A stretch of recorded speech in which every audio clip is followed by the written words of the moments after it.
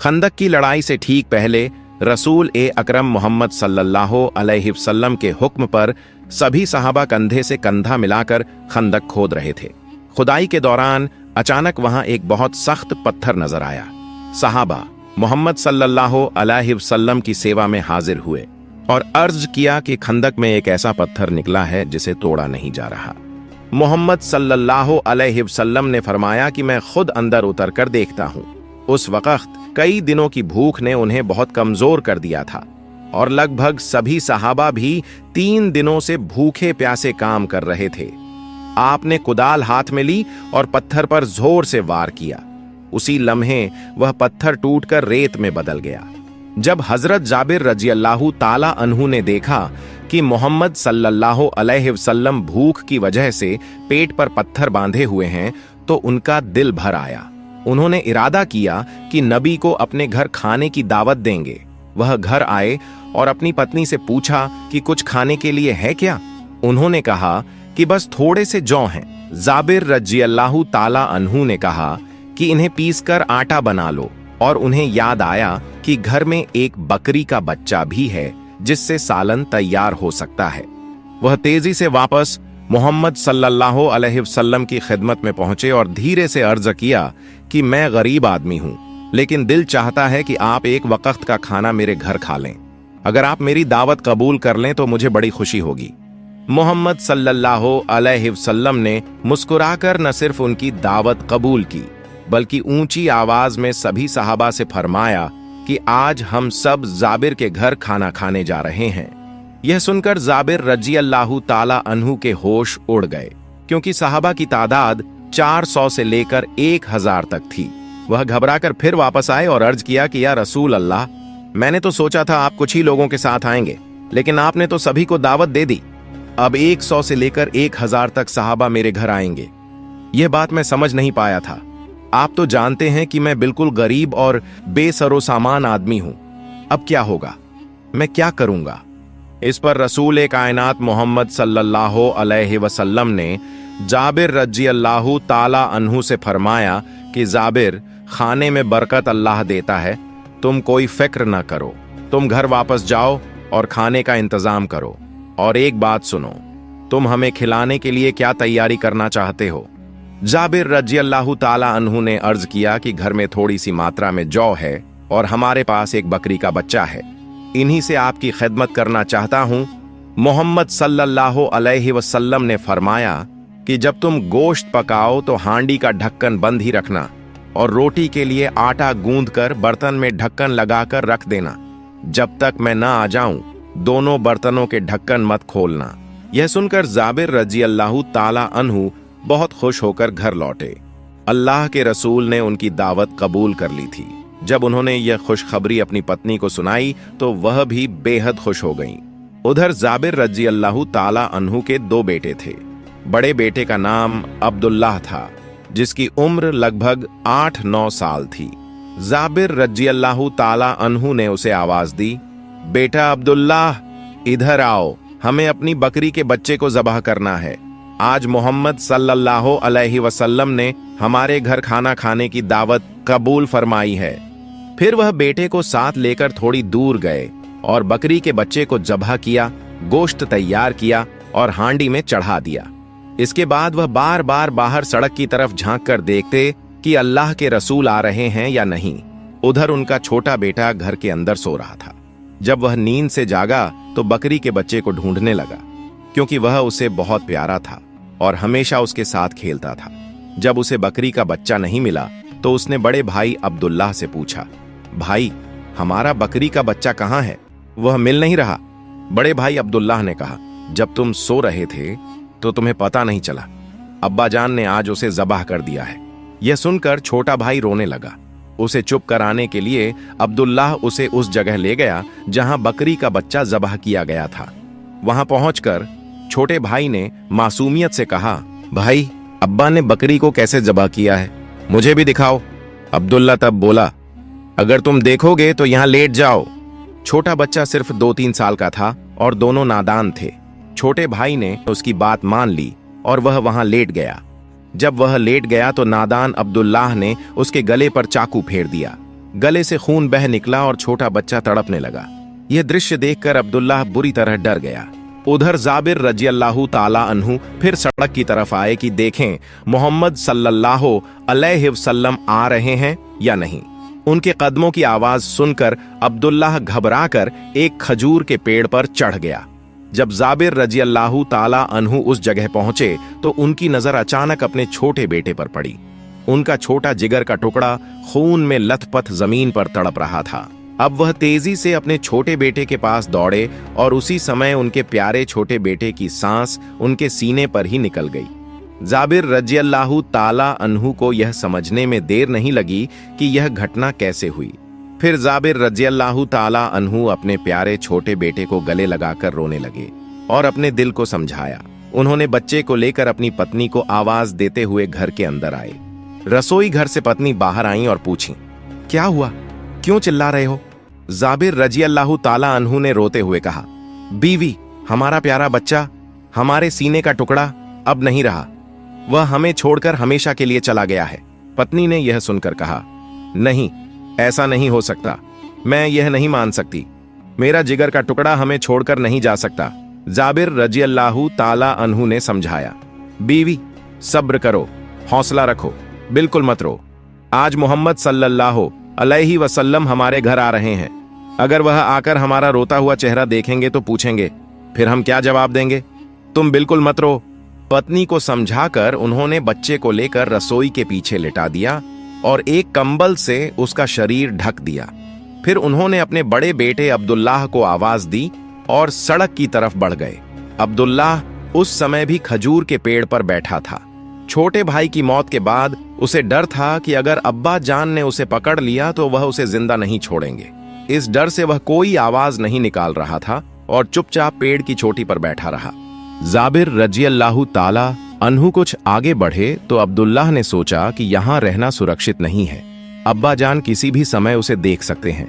जैसे ही अब्दुल्लाह पेड़ से नीचे उतरने लगा, उसका पैर फिसल गया और वह धड़ाम से जमीन पर गिर पड़ा। उसे गंभीर चोट लगी। जाबिर रज़ियल्लाहु ताला अन्हु ने गिरने की आवाज सुनी और पीछे मुड़कर देखा। वहां उन्होंने पाया कि अब्दुल्लाह खजूर के पेड़ के नीचे पड़ा तड़प रहा है। वह तुरंत दौड़े और अपने बड़े बेटे अब्दुल्लाह के पास पहुंचे और उसे गले लगा लिया। लेकिन इतनी गंभीर चोट और गिरने की वजह से अब्दुल्लाह की भी जान निकल चुकी थी। कुछ ही लम्हों में उनके दोनों प्यारे जिगर के टुकड़े दुनिया से रुखसत हो चुके थे। इस दुख और तकलीफ को सहना कितना मुश्किल था, यह बयान करना नामुमकिन था।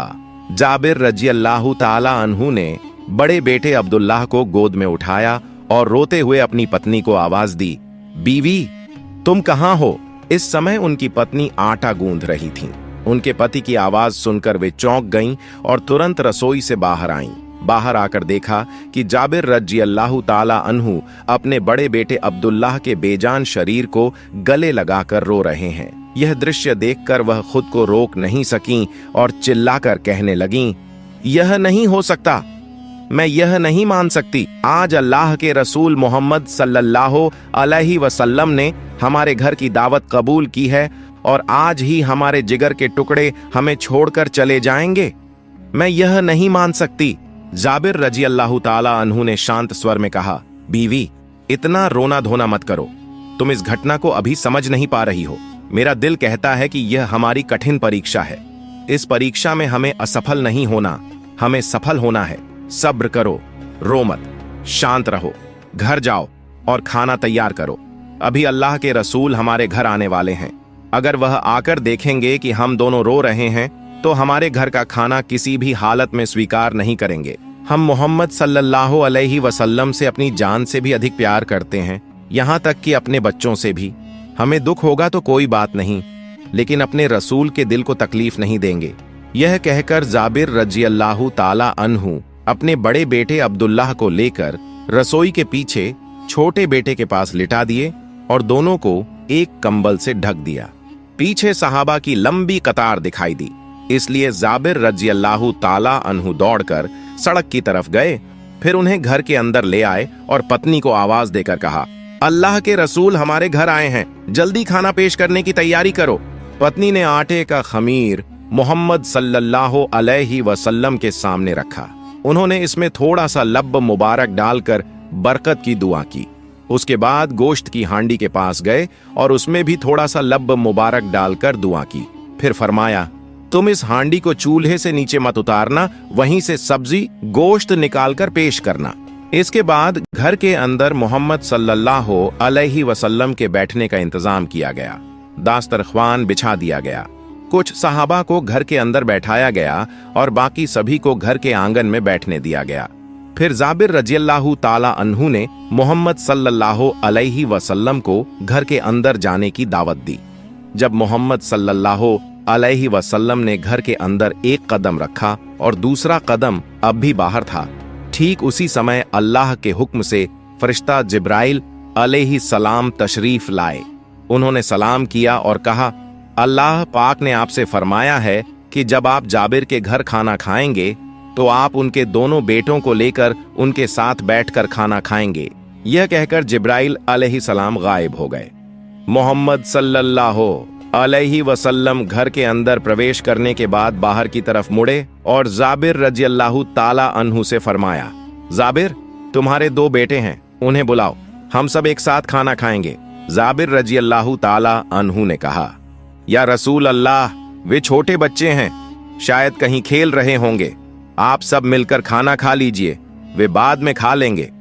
मोहम्मद सल्लल्लाहु अलैहि वसल्लम ने फरमाया, नहीं, तुम उन्हें अभी बुलाओ।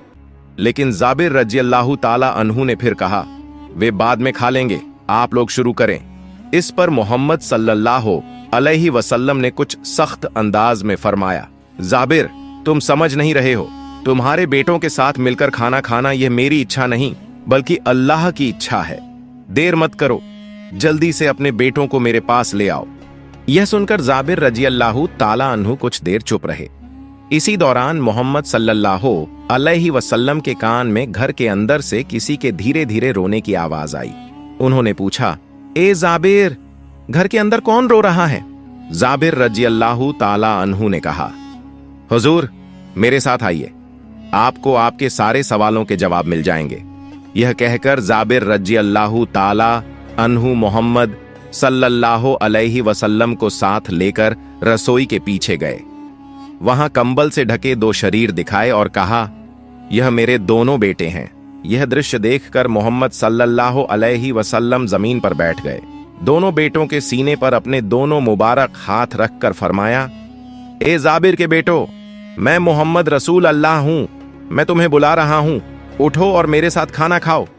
जैसे ही यह अल्फाज कहे गए, अल्लाह के हुक्म से दोनों बच्चों की जानें वापस उनके सीनों में आ गईं और दोनों जिंदा हो गए। सुभान अल्लाह। मोहम्मद सल्लल्लाहु अलैहि वसल्लम ने दोनों भाइयों को गले लगाया और घर के अंदर ले आए और खाना खाने बैठे।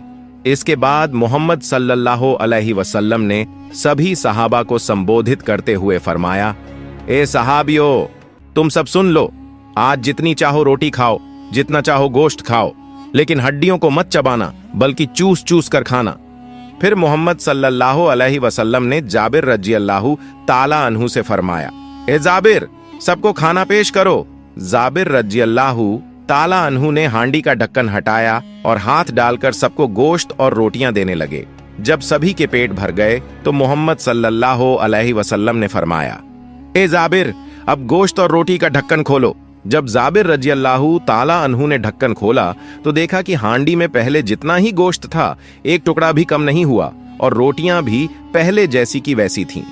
यह देखकर वह अचंभित रह गए। इसके बाद मोहम्मद सल्लल्लाहु अलैहि वसल्लम ने जाबिर रज़ियल्लाहु ताला अन्हु से फरमाया, ए जाबिर, सबके खाने के बाद सारी हड्डियां मेरे सामने ले आओ। जाबिर रज़ियल्लाहु ताला अन्हु ने सारी हड्डियां मोहम्मद सल्लल्लाहु अलैहि वसल्लम के सामने पेश कर दी। फिर मोहम्मद सल्लल्लाहु अलैहि वसल्लम ने हड्डियों के सामने बैठकर अल्लाह के सामने दुआ की। इसी समय जाबिर रज़ियल्लाहु ताला अन्हु के छोटे बेटे की वह बकरी, जिसे ज़बह किया गया था, हड्डियों के बीच से निकलकर जिंदा दौड़ती हुई बाहर आ गई। यही था सहाबा का मोहम्मद सल्लल्लाहु अलैहि वसल्लम के लिए सच्चा इश्क और अकीदत। मदीना की हवा में उस समय एक अजीब सा सुकून था।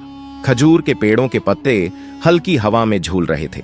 दूर मस्जिद ए नबवी की तरफ से अजान की आवाज सुनाई दे रही थी। लोग एक एक करके अल्लाह के रास्ते पर लौट रहे थे। नबी ए करीम मोहम्मद सल्लल्लाहु अलैहि वसल्लम अल्लाह का पैगाम पहुंचा रहे थे, लोगों को एक अल्लाह की इबादत की तरफ बुला रहे थे।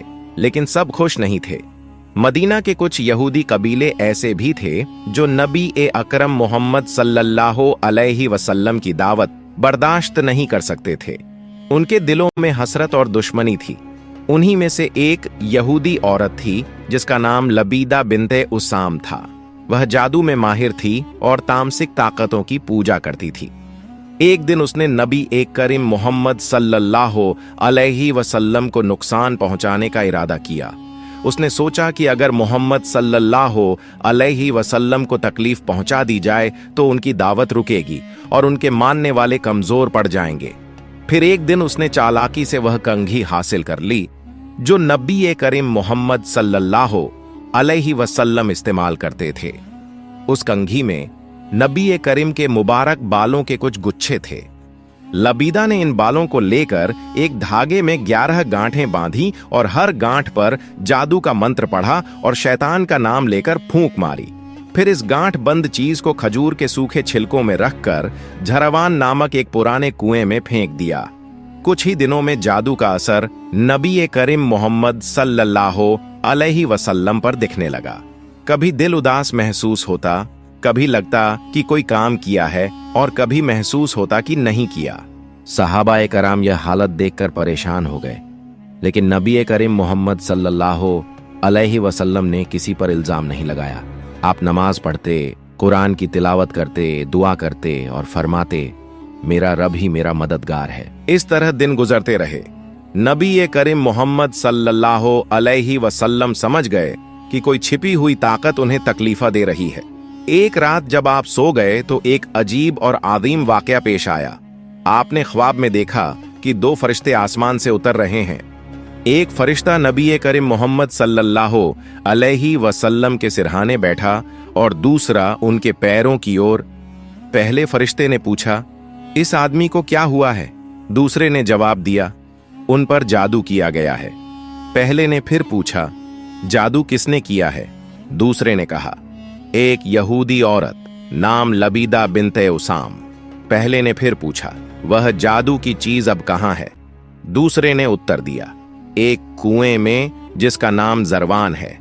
वहां खजूर के सूखे छिलके और गांठ वाले धागे रखे हुए हैं। अगले दिन सुबह जब नबी ए करीम मोहम्मद सल्लल्लाहु अलैहि वसल्लम जागे तो उन्होंने सहाबा ए कराम को बुलाया और फरमाया, तुम जरवान नामक कुएं पर जाओ और वहां जो चीज है उसे निकाल कर ले आओ। सहाबा गए, कुएं पर पहुंचे और देखा कि कुएं का पानी लाल था, जैसे उसमें खून मिला हो। तल में एक गांठ लगी हुई चीज दिखी जिसमें खजूर के छिलके और मुबारक बाल आपस में उलझे हुए थे। सहाबा ने वह चीज निकालकर नबी ए करीम मोहम्मद सल्लल्लाहु अलैहि वसल्लम के पास ले आए। फिर अल्लाह ताला ने नबी ए करीम मोहम्मद सल्लल्लाहु अलैहि वसल्लम पर 2 सूरहें नाजिल कीं, सूरह अल-फल्क और सूरह अल-नास। नबी ए करीम मोहम्मद सल्लल्लाहु अलैहि वसल्लम ने इन सूरहों की तिलावत शुरू की। हर आयत के साथ एक एक गांठ खुलती गई। पहली आयत पर पहली गांठ खुली, दूसरी पर दूसरी, तीसरी पर तीसरी। इस तरह सभी 11 गांठें खुल गईं। जब आखिरी आयत पढ़ी गई तो नबी ए करीम मोहम्मद सल्लल्लाहु अलैहि वसल्लम ने महसूस किया कि शरीर हल्का हो गया है। दिल में सुकून लौट आया और वह पूरी तरह से स्वस्थ हो गए। सहाबा खुशी से रो पड़े, लेकिन उस जादूगर औरत पर भी गुस्सा आया। उन्होंने पूछा, या रसूल अल्लाह, क्या हम उसे सजा दें? नबी ए करीम मोहम्मद सल्लल्लाहु अलैहि वसल्लम ने बहुत शांत स्वर में फरमाया, नहीं, अल्लाह ने मुझे शफा दी है। मैं सजा देने नहीं बल्कि रहमत बनकर आया हूं, इसलिए आपने उस औरत को माफ कर दिया।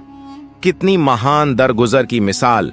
चाहते तो कठोर सजा दे सकते थे, लेकिन जिसने तकलीफ पहुंचाई उसे भी माफ कर दिया।